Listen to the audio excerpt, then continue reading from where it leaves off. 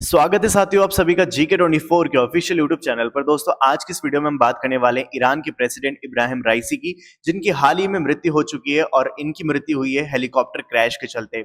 इनकी मृत्यु का जो कंफर्मेशन है वो आज यानी कि मंडे को ही जो है सुबह कंफर्म कर दिया गया।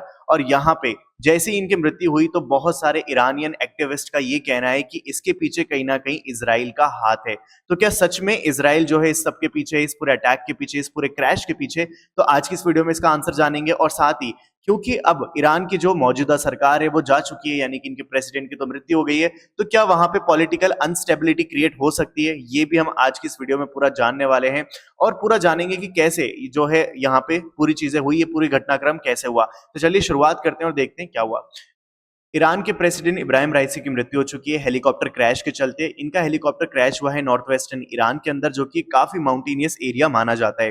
रेस्क्यू टीम ने इनको 12 घंटे बाद जो है खोज निकाला। इनका जो हेलीकॉप्टर था जिसकी डेब्रीज प्लस बॉडीज को जो है बरामद कर लिया। प्रेसिडेंट राइसी जो है इनके साथ थे फॉरेन मिनिस्टर, जिनकी भी मृत्यु हो चुकी है, और साथ ही कुछ पैसेंजर्स भी थे जो कि एक साथ एक ही हेलीकॉप्टर में बैठे थे, और उन सभी की इस पूरे क्रैश के अंदर जो है मौत हो जाती है। यहाँ पे जो है सबसे शॉकिंग बात तो ये है कि देखो 3 हेलीकॉप्टर थे जो एक साथ जो है इनके साथ जा रहे थे, यानी हेलीकॉप्टर कॉन्वॉय था, जिसके अंदर एक हेलीकॉप्टर ऐसा था जिसके अंदर ईरान के प्रेसिडेंट प्लस फॉरेन मिनिस्टर जो है बैठे थे और बाकी सारे पैसेंजर्स भी थे। तो वही हेलीकॉप्टर जो है यहाँ पे क्रैश हुआ है और उसी के अंदर यहाँ पे प्रेसिडेंट राइसी और फॉरेन मिनिस्टर और बाकी दूसरे पैसेंजर्स की मौत हुई है। बाकी के 2 जो हेलीकॉप्टर है उनका अभी तक यहाँ पे कुछ पता नहीं लग पाया है।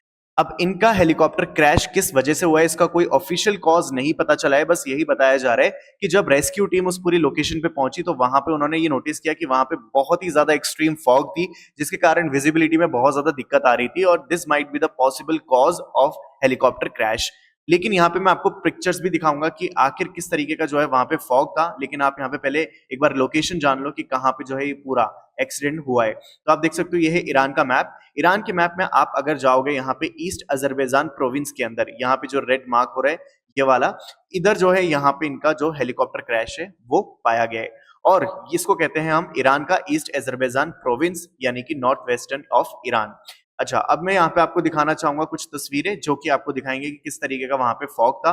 तो देखो ये उसी लोकेशन की जो है यहाँ पे पिक्चर्स हैं जहां पे के हेलीकॉप्टर की डेब्रीज मिली है, यानी कि वो पूरा हेलीकॉप्टर जो डैमेज हुआ हुआ पाया गया है वो यहीं पे पाया गया। और इसका इस एरिया के आप देख सकते हो आसपास कितना ज्यादा एक्सट्रीम लेवल का फॉग है, जिसके कारण विजिबिलिटी जो है वो काफी ज्यादा कम हो चुकी है। आप जैसे यहाँ पे देख सकते हो एक कार है जो कि बहुत ज्यादा दूर तो नहीं है, लेकिन यहाँ पे इसकी विजिबिलिटी कितनी ज्यादा कम हो चुकी है। प्रेसिडेंट राइसी जो है ये इलेक्ट हुए थे 2021 के अंदर और ईरान के प्रेसिडेंट बने थे। साथ ही यहाँ पे आप देख सकते हो इन प्रेसिडेंट के ऊपर कई सारे सैंक्शंस लगाए गए थे यूएस के द्वारा।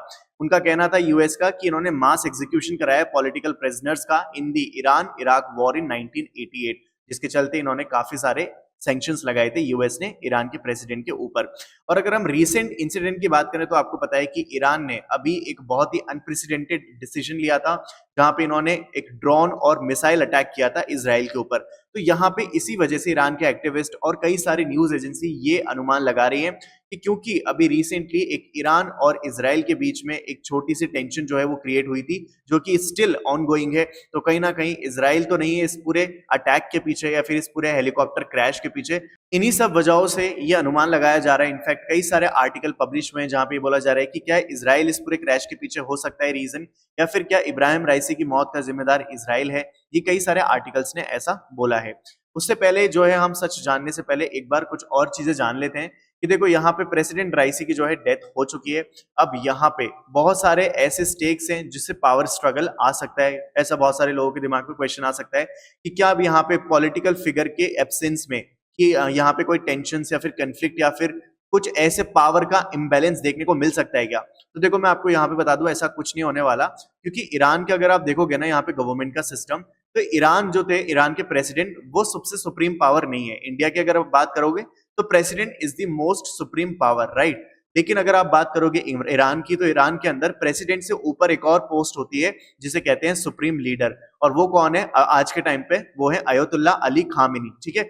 तो ये है वो आज की डेट में जो इस पोजीशन पे बैठे हैं। और इनके नीचे आते हैं प्रेसिडेंट इब्राहिम राइसी, फिर judiciary, parliament, guardian council, arm forces. यानी कि बाकी के सारे जितने भी और से दूसरे ऑर्गन्स होते हैं गवर्नमेंट के, वो इन लीडर के नीचे आते हैं। तो यानी कि आज भी जो है ये लीडर जो इस पोजीशन पे बैठे हैं, तो ईरान के जो पावर में इम्बैलेंस कहीं पे भी आपको देखने को नहीं मिलेगा, कोई भी डिस्टर्बेंस नहीं देखने को मिलेगा। हाँ, यहाँ पे जो ईरान के डेप्यूटी प्रेसिडेंट है वो अब जो है यहाँ पे कारगर पूरा कारभार संभाल लेंगे, और उसके बाद 5 महीने बाद यहाँ पे जो है इलेक्शन कराए जाएंगे, जिससे कि फिर से एक प्रेसिडेंट जो है चुनकर आ सके। तो अब जान लेते हैं कि क्या इजराइल का इस पूरे अटैक में या फिर पूरे क्रैश में इन्वॉल्वमेंट है। तो देखो यहाँ पे सिंपल सी बात है, मैं आपको इन पैराग्राफ्स को पढ़कर नहीं बता रहा, अगर आप चाहें तो पढ़ सकते हैं, लेकिन इन पैराग्राफ में क्या लिखा है हम उस पर बात कर लेते हैं। तो इजराइल से जब ये पूछा गया कि देखो ईरान के प्रेसिडेंट की मौत हो चुकी है एक हेलीकॉप्टर क्रैश के चलते, तो इस पे आपका क्या कहना है। तो इजराइल ने देखो साफ साफ मना किया कि हमारा इसके अंदर कोई भी इन्वॉल्वमेंट नहीं है, in fact we are very sorry for the loss. इस तरीके यहाँ पे इजराइल ने जो है अपना दुख जताते हुए ये बोला।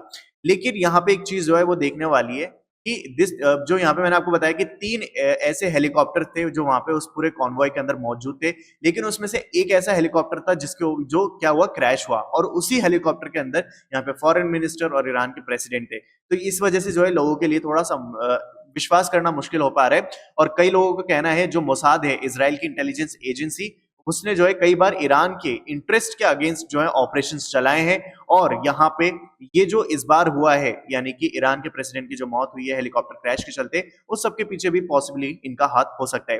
लेकिन ये भी देखा गया है that it has never targeted a head of state, यानी कि भी पहले कभी ऐसा नहीं किया गया। यहाँ पे बताते हैं इजराइल इन्वॉल्वमेंट इज अनलाइकली, क्योंकि अगर ऐसा उन्होंने कुछ किया यानी कि एक सिटिंग प्रेसिडेंट के ऊपर अगर उन्होंने कुछ भी अटैक किया या फिर उनकी वजह से उनकी मौत हो जाती है, तो ये एक सीधा सीधा एक्ट ऑफ वॉर है, यानी एक प्रोवोकिंग है, जिससे कि सीवियर रिस्पॉन्स देखने को मिल सकता है ईरान की ओर से।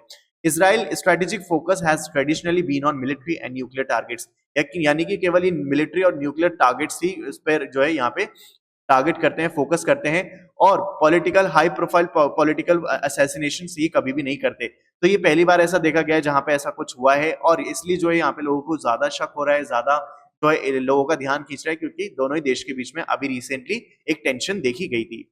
तो यहाँ पे ये सारी चीजें जो आज की इस पूरी वीडियो में मैंने आपको बताई, जहां पे हमने जाना कि क्या सच में इन्वॉल्वमेंट है। तो देखो अभी तक तो ऐसा कुछ भी यहाँ पे सबूत नहीं मिला है कि इजराइल का जो है इसमें इन्वॉल्वमेंट देखा जाए, और अगर ऐसा फ्यूचर में होता है तो यस, ईरान जो है काफी बड़े लेवल पर रिटेलिएट करेगा अगर ऐसा जो है यहाँ पे ये साबित हो जाता है तो, क्योंकि अभी बहुत बड़ी टीम है जो ये पूरा पता लगाएगी कि आखिर ये हेलीकॉप्टर क्रैश कैसे हुआ, और जब ये पता लग जाएगा तो उसके बाद जो है एक सीवियर रिस्पॉन्स देखने को मिल सकता है ईरान की ओर से, अगर इजराइल का इसमें इन्वॉल्वमेंट पाया गया तो खैर आज की वीडियो बस इतनी ही, उम्मीद है आपको वीडियो अच्छी लगी होगी, and if yes then do subscribe to our channel. और अगर आप किसी भी एग्जाम की तैयारी कर रहे हो तो मैं आपके लिए लेकर आया हूं 2 ऐसी एप्लीकेशन जो आपकी प्रिपरेशन को बनाएंगे रॉक सॉलिड। सबसे पहले है यहाँ पे वोकैब 24, जो आपकी इंग्लिश ग्रामर को, इंग्लिश कॉम्प्रीहेंशन को बहुत ही बड़े लेवल पे जो है बहुत अच्छे से तैयारी करवा देगा। साथ ही आपका है जीके 24, यहाँ पे अगर आप जीके और जीएस या करंट अफेयर की प्रॉब्लम से निजात पाना चाहते हैं ना, तो ये एप्लीकेशन आपके लिए बेस्ट है। यहाँ पे इन दोनों एप्लीकेशन के अंदर वन रूफ के अंदर आपको सब कुछ देखने को मिल जाएगा जो आपके लिए काफी सफिशिएंट होगा। तो मैंने डिस्क्रिप्शन में इसका लिंक डाल दिया है, वहां से जाके आप डाउनलोड कर लेना और इसको एक्सप्लोर जरूर करना। चलिए मिलते हैं फिर अगली वीडियो में, तब तक के लिए देखते रहिए और जुड़े रहिए जीके 24 के साथ।